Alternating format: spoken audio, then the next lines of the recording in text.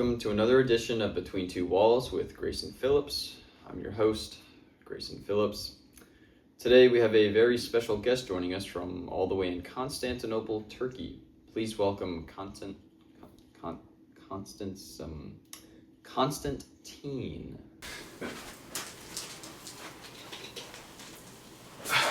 Salve, gratias TV ago me qua necessitisti. Yeah, none of that. It's 2026 lines dead, old man.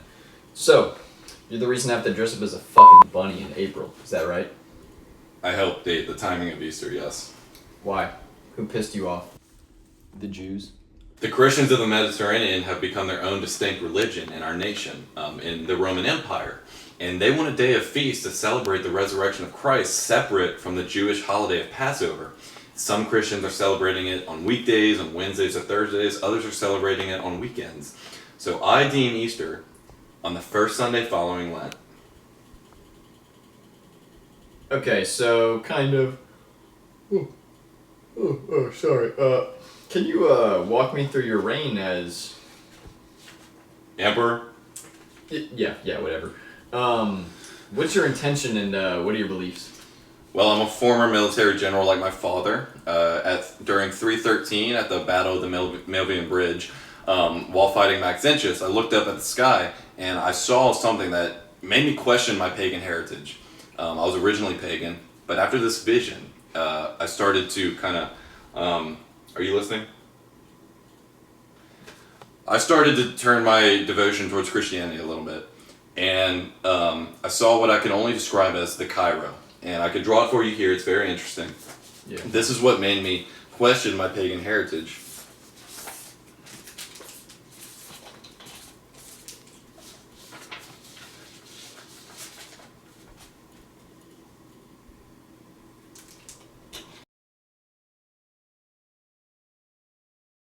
Would you say you're a fully devoted Christian now? Certainly not. But I am tied to it.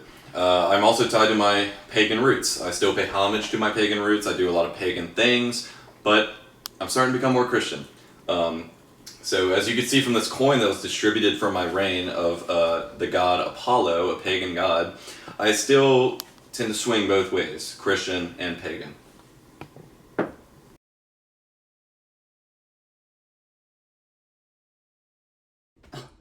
Oh, I get it. So basically you're an unloyal prick who can't decide what to believe is what I'm hearing. Religiously fluid, I would prefer. So tell me about Constantinople. Okay. I hear they're calling it the New Rome, is that right? Yeah, that's right. We are really in a depressive time for creativity, right, old man? After my vision of the Cairo, the Milvian Bridge on 313, I felt spiritually inclined to the city of Byzantium, and that's where I decided to establish Constantinople, named by yours truly. Oh, really? Because I think you're full of BS, considering the quote I have by Joannes Sonaris from the 12th century.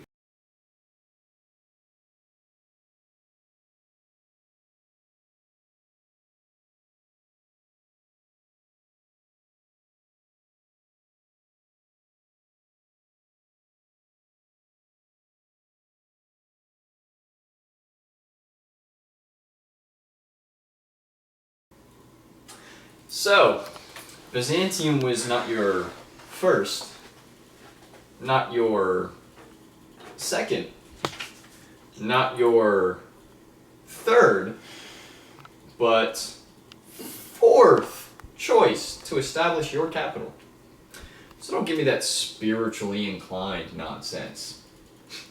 Have you read Eusebius and Sosman from the 5th century, you degenerate swine? Okay? I was shown my capital in a vision, the Cairo, like I said. Alright? Byzantium lacked resources. It was very controversial for Christians because of high taxes and combating pagans. I worked very hard to make my capital there because that's where God was calling me to go. Yeah. Okay, moving on. Critics have questioned your decision-making recently. I think people deserve to know. What is the true nature of our boy, JC? For you, a copy of the transcript from the 325 Council of Nicaea that I called to meet with other bishops for. Now I've held many councils, like the 314 Council of Arles. to settle disputes between Donatists and Catholics on who was the true church of Christianity. But the 325 Council of Nicaea became my most famous. Here's the transcript. Now at this council, there was a dispute between Arius of Alexandria and Alexander of Alexandria. And they were arguing on if Jesus was fully human and fully God, or if Jesus was created by God and thus a demiurge. Arius held the latter. Arius held that Jesus was created and was not co-eternal with the Father because he was a demiurge. All right. Alexander, on the other hand, held the opposite. He held that Jesus was co-eternal, co-equal, and thus equally divine to God, the Father. And so I sided with Alexander, and I still do. And I coined the term homoousios to mean for Christ of the same essence. All right, hothead. What happened to Arius? He was exiled but readmitted to the church before his deathbed in 336. 336. Isn't that the year before you died? What other things did you do in your desperate plea for attention? As Christianity grew, I granted more power to bishops and Christian churches. I allocated funds to bishops all over the Roman Empire, spanning out to as far as North Africa. What did you expect them to do with the money?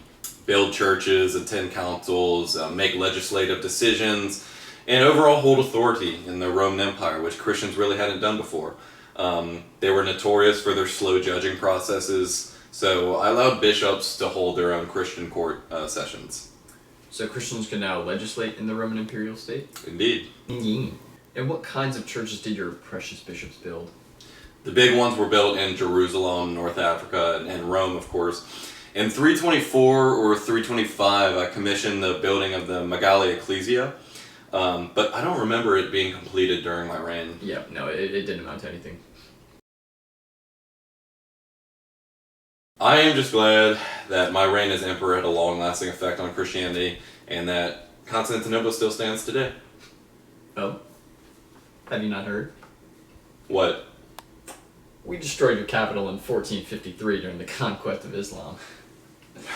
Okay, I think we're done here. Oh, slow your roll there, old Constelicious. I ain't done quite yet. For God's sake, what now?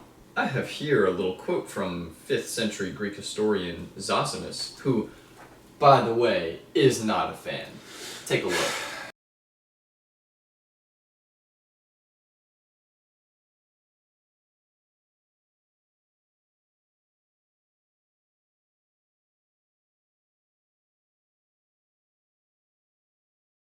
So I think your fans deserve an answer.